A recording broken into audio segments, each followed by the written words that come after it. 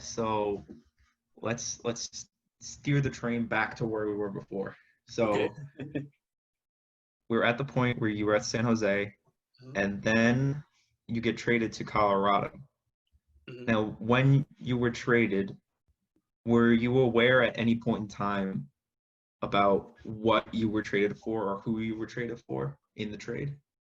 Oh no. Like, are you saying did I have any input or any Like, did you advice? know No, no, who, like, or what you were no. getting traded for? No. What it is they call you.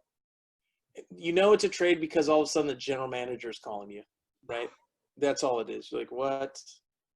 I guess I guess you don't know that until you've had like multiple general managers call you. Then you're like, okay, you get traded. Okay, so you pick it up. Oh yeah.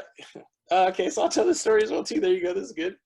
Um, so I'm in Davis, right, and I have to drive 2 hours to and from San Jose, right. So I'm at the gas pump. I'm putting gas in my car. I'm getting ready to. What am I doing? I'm getting ready to go home. Phone call, John Doyle, right? I'm like, okay, this isn't good.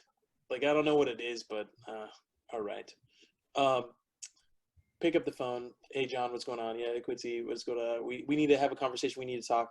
I'm like, hey, John, honestly, could you just tell me over the phone, man? Because I'm 2.5 hours, you know what I mean, from San Jose. And basically, I'm just like, I'm a big boy. I can take it. Just tell me on the phone. Like, do I need to drive 2.5 hours for us to have a 5-minute conversation? She's like, oh, no, we got to do this in person. And I was like, oh. That's how much time I knew. I'm like, I'm traded something. It's not good news. Hmm. It's not good news. And I'm just going like, just tell me on the phone. So then I had to drive 2.5 hours to go there. And then it's like, hey, I wanted to make sure this is, there's nothing wrong with what John Doyle did. Okay. And that's the right, in person is fine. But me and my personality and how I am, I'm just like, I just save the 2.5 hours. Cause now look at me. I'm complaining about that 2.5 hours that I lost, I don't know, 11 years ago.